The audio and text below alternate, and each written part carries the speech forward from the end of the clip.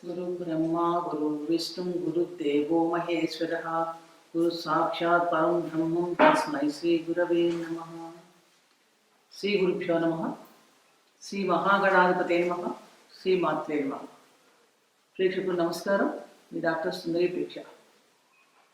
ఈరోజు మనం ఈ వీడియోలో ఫిబ్రవరి 1, 2024 నుండి 28 ఫిబ్రవరి 2024 వరకు అంటే శోభకృతనామ సంవత్సరం, ఉత్తరాయణం, హేమంత ఋతువు, పుష్యమాసం, గురువారం, బహుళ షష్ఠి నుండి శ్రీ శోభకృతనామ సంవత్సరం, ఉత్తరాయణం, శశి ఋతువు, మాఘమాసం, బుధవారం, కృష్ణ చతుర్థి వరకు గల గోచార గ్రహస్థితి ఆధారంగా ద్వాదశ రాశుల వారికి ఎటువంటి ఫలితాలు ఉండబోతున్నాయి, ఉద్యోగ వ్యాపార విషయాల్లో ఎలాంటి ఫలితాలు ఉంటాయి, కుటుంబ విషయాలు ఎలా ఉండబోతున్నాయి, ఏ గ్రహాలు అనుకూలిస్తున్నాయి, ప్రతికూలతను తగ్గించుకోవడానికి ఎటువంటి పరిహారాలు పాటించాలి అని అనేక విషయాలు తెలుసుకుందాం.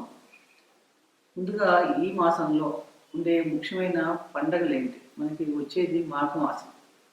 మాఘమాసం ఈ ఫిబ్రవరి నెలలో ఎటువంటి పండుగలు ఉండబోతున్నాయి ముఖ్యమైన మనం చూస్తే కనుక ఫిబ్రవరి 14వ తారీఖు వసంత పంచమి, 16 రథసప్తమి మరియు భీష్మాష్టమి, 20వ తారీఖు భీష్మ ఏకాదశి, 24 మాఘ పౌర్ణమి మహామాఘి. ఈరోజు ఈ మాసంలో నదీ స్నానాలు, సూర్యారాధన శ్రేష్టమైన ఫలితాలను ఇస్తాయి. ఫలితాలకు వెళ్ళే ముందు గోచార గ్రహాలు ఏ రాశుల్లో సంచరిస్తున్నాయో తెలుసుకుందాం. మేషరాశిలో గురువు సంచారం చేస్తున్నాడు, అలాగే కన్యలో కేతు. ధనుస్సు రాశిలో కుజుడు ఫిబ్రవరి 4 వరకు 5వ తారీఖు నుండి మకర రాశి వృశ్చిక రాశిలో సంచారం చేస్తాడు. శుక్రుడు ధనుస్సులో 11 వరకు, తదుపరి మకర రాశిలో సంచారం. కుంభరాశిలో బుధుడు 18 వరకు, మకర రాశిలో 19 నుండి కుంభరాశిలో సంచారం. కుంభరాశిలో శని, మీనంలో రాహు. చంద్రుడు చిత్తా నక్షత్రమైన కన్యారాశి నుండి బయలుదేరి సంచారం ప్రారంభించి 12 రాశుల మీదుగా సంచారం పూర్తి చేసుకొని హస్తా నక్షత్రంతో తన సంచారాన్ని ఈ మాసంలో ముగిస్తున్నాడు. ఈ రకమైన గ్రహ గోచార ఆధారంగా ఈ మాసంలో ద్వాదశ రాశుల వారికి ఎటువంటి ఫలితాలు ఉండబోతున్నాయో తెలుసుకుందాం. మేషరాశి. మేషరాశి అంటే మనకి అశ్విని నక్షత్రం 4 పాదాల్లో పుట్టిన వాళ్ళు, భరణి నక్షత్రం 4 పాదాల్లో పుట్టిన వాళ్ళు, కృత్తికా నక్షత్రం 1వ పాదంలో పుట్టిన వాళ్ళందరూ కూడా మేషరాశి కింద వస్తారు. రాశ్యాధిపతి కుజుడు. ఈ మాసంలో అంటే ఫిబ్రవరి మాసంలో రాశ్యాధిపతి కుజుడు భాగ్య దశమ స్థానంలో సంచారం చేస్తున్నాడు. లాభంలో శని, దశమంలో 4 గ్రహాలు సంయోగం చెందబోతున్నాయి.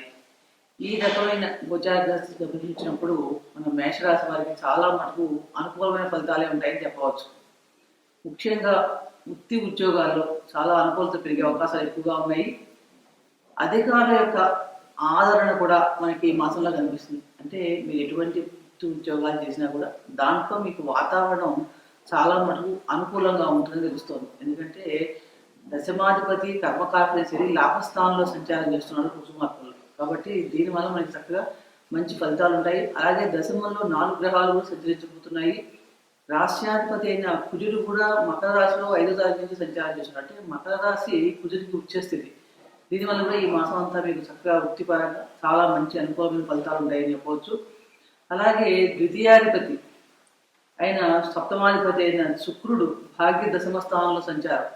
ఇది వల్ల మనం చక్కగా మీ కుటుంబ పనిలో మంచి అనుకూలత కలుగుతుంది. ఒక్కొక్కసారి చిన్న చిన్న స్పర్ధలు ఉన్నప్పటికీ కూడా చాలా మటుకు అనుకూలమైన ఫలితాలే గోచరిస్తున్నాయి. ఆర్థిక విషయాలు గమనించినప్పుడు ఈ మాసంలో మీకు చాలా మంచి ఫలితాలు ఉన్నాయని చెప్పవచ్చు. చాలా అనుకూలంగా ఉంటుంది. అలాగే ప్రభుత్వం సంబంధించిన ఏమన్నా మీకు పనులు పూర్తి కావాలన్నా, ప్రభుత్వ పరంగా మీకు ఏమన్నా డబ్బులు రావాల్సి ఉన్నా కూడా ఈ మాసంలో చిన్నపాటి ప్రయత్నంతోనే మీకు చక్కగా లభిస్తాయని చెప్పవచ్చు. చాలా వరకు చూసినప్పుడు ఈ మాసం అంతా కూడా మీకు ఆర్థికంగా ఎటువంటి లోటు ఉండదు. ఆర్థికంగా కూడా చాలా బాగుంటుంది. కానీ వ్యయస్థానంలో రాహు సంచారం, ఎప్పుడైనా సరే వ్యయస్థానంలో రాహు సంచారం జరుగుతున్నప్పుడు మనకి ఏంటంటే ఆడంబరాలు ఖర్చు పెట్టడం కానీ, విదేశీ వ్యవహారాలకు వెళ్ళడం కానీ, విదేశీ వస్తువుల మీద మూసుపడి కొనుక్కోవడం కానీ, కొత్త కొత్త వస్తువులు లాంటివి ఏమైనా కొనాలనుకోవడం కానీ ఇలాంటివి ఎక్కువగా ఉంటాయి. కాబట్టి ఆ విషయాల్లో మనం కొంచెం తెలుసుకొని మనకి ఏది అవసరమైతే అది చేస్తే కనుక చాలా మనకు ఖర్చులు కూడా నియంత్రిస్తాయని చెప్పవచ్చు. అంటే ఆడంబరాలకి ఖర్చులు కొంచెం తగ్గించుకోవడం మంచిదన్నమాట. ఈ మాసంలో మీకు వివాహాది శుభకార్యాలు చక్కగా అనుకూలిస్తాయని చెప్పవచ్చు. ఎవరైనా నిరుద్యోగులు ఉద్యోగ ప్రయత్నాలు చేస్తూ ఉంది, వారికి చాలా కాలంగా ఉద్యోగం లభించడం లేదు కానీ ప్రయత్నాలు ఫలించట్లేదు అనుకుంటే ఈ మాసంలో ప్రయత్నిస్తే కనుక మీకు చక్కగా ఉద్యోగ ప్రయత్నం అనుకూలిస్తాయని చెప్పవచ్చు. కుటుంబ పరంగా కూడా విందులు వినోదాల్లో ఎక్కువగా పాల్గొంటారు. ఎందుకంటే ఈ మాసం అంతా కూడా మీకు చక్కగా చాలా అనుకూలంగా ఉంది, ఒక ఉత్సాహమైన వాతావరణంగా కూడా ఉంటుందని చెప్పవచ్చు. విద్యార్థులను చూస్తే కనుక విద్యార్థులకి నెల ప్రారంభంలో కొన్ని స్వల్ప సవాళ్ళు కానీ కొంచెం మార్పులు కొంచెం బద్ధకం ఇలాంటివి ఉండే అవకాశం ఉన్నప్పటికీ కూడా శ్రమతో కొంచెం మొదటి నుంచి కూడా ఏకాగ్రత పెంచుకుంటే కనుక ఈ మాసం అంతా కూడా మంచి ఫలితాలు పొందగలుగుతారు. ఆరోగ్యపరంగా చూసినప్పుడు కొంచెం షష్టమ స్థానంలో కేతు సంచారం జరుగుతుంది. కేతు సంచారం అనుకూలంగా ఉన్నప్పటికీ కూడా మనకి ఆరోగ్యపరంగా కొంచెం హెచ్చుతగ్గులు ఉండే అవకాశాలు కూడా ఎక్కువగా ఉన్నాయి. తర్వాత ప్రారంభంలో కొంచెం అంటే చిన్న చిన్న డిస్టర్బెన్స్, ప్రయాణాలు కొంచెం అలసట ఉండటం ఇలాంటివన్నీ ఉన్నప్పటికీ కూడా రెండో వారం నుంచి కూడా మీకు చాలా మటుకు చాలా బాగుంటుంది. ఈ మాసంలో మీరు అనేక ప్రయాణాలు చేసే అవకాశాలు, తీర్థయాత్రలు చేసే అవకాశాలు ఎక్కువగా ఉన్నాయి. ప్రయాణాల్లో కొంచెం అలసట కూడా గోచరిస్తుంది కాబట్టి అలాగే ప్రయాణాలు చేసేటప్పుడు మీ సామగ్రి కూడా కొంచెం జాగ్రత్తగా ఉంచుకోవాలి. మొత్తం మీద చూసినప్పుడు మీకు మేషరాశి వారికి ఈ మాసంలో చక్కగా అందరితో స్నేహంగా ఉంటూ అందరినీ కలుపుకుంటూ కూడా పనులు పూర్తి చేసుకోగలుగుతారు. నూతన వస్తువులు కొనుక్కోవడం కానీ విందు వినోదాల్లో పాల్గొనడం, దానివల్ల విద్యార్థులకు ఏంటంటే ఒక్కోసారి ఇవి ఎక్కువ ఎంటర్టైన్మెంట్ ఎక్కువ అవడం వల్ల కూడా చదువు మీద కొంచెం శ్రద్ధ తగ్గే అవకాశం ఉంది. కాబట్టి అది మనకి పరీక్షల సమయం దగ్గర పడుతుంది కాబట్టి ఈ విషయంలో కొంచెం జాగ్రత్తగా తీసుకోవాలి. కాబట్టి మొత్తం మీద మేషరాశి వారికి చిన్నపాటి అనారోగ్య సమస్యలు అలసట గోచరిస్తున్నప్పటికీ ఉద్యోగపరంగా మనకి ఈ మాత్రం చాలా బాగుంది. ఆర్థిక పరంగా కూడా మంచి చక్కగా గతం కంటే కూడా చాలా మెరుగ్గా ఉంటుందని చెప్పవచ్చు. ఈ మాసంలో మీరు మరింత అనుకూలమైన ఫలితాలు కలగాలంటే కంపల్సరీగా వ్యయస్థానంలో రాహు సంచారం చేస్తున్నాడు. అంటే ఊహలు భ్రాంతులు కొంచెం ఎక్కువ మీద మనకి మోజులు ఉండడం ఇలాంటి వాటి భ్రాంతి ఊహాత్మకమైన వాటి మీద ఎక్కువగా పార్టిసిపేట్ చేస్తూ ఉంటాం. కాబట్టి దుర్గాదేవి ఆరాధన ప్రతిరోజు దుర్గా ఆరాధన చేయడం, దుర్గా నామస్మరణ చేసుకోవడం చాలా మంచి ఫలితాలు ఇస్తుంది. అలాగే వీలైతే ప్రతిరోజు కూడా సూర్యారాధన చేసుకోండి, చక్కగా ఆరోగ్యపరంగా కూడా చాలా బాగుంటుంది. కుదిరినప్పుడు మినుములు కందుల్ని దానం చేయండి, లేదా గోమాతకు వినిపించండి, ఉత్తమమైన ఫలితాలు పొందగలుగుతారు. ఇప్పటిదాకా చెప్పిన గోచార గ్రహ ఫలితాలు గోచార గ్రహస్థితి ఆధారంగా చెప్పడం జరిగింది.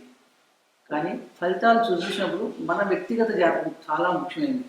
వ్యక్తిగత జాతకంలో ఉన్న గ్రహస్థితి అంటే మనం పుట్టినప్పుడు మన గ్రహాలు ఏ రాశుల్లో సంచరిస్తున్నాయి, ఇప్పుడు చెప్పిన గోచార గ్రహాలు ఏ రాశుల మీదుగా ఏ గ్రహాల మీదుగా సంచారం చేస్తున్నాయి అని చూసుకొని, అలాగే మనకి ఇప్పుడు జరుగుతున్న దశాభుక్తులు ఏమిటి, ఆ గ్రహాల మీద ఎటువంటి గోచార గ్రహాలు జరుగుతున్నాయి, ఎటువంటి గ్రహాలు దృష్టిలో ఉన్నాయి ఆ దశానాథులు భుక్తినాథులు చూసుకుని దాని ప్రకారంగా ఈ ఫలితాలను సరిచూసుకుంటే కనుక మీకు ఖచ్చితమైన ఫలితాలు లభిస్తాయి.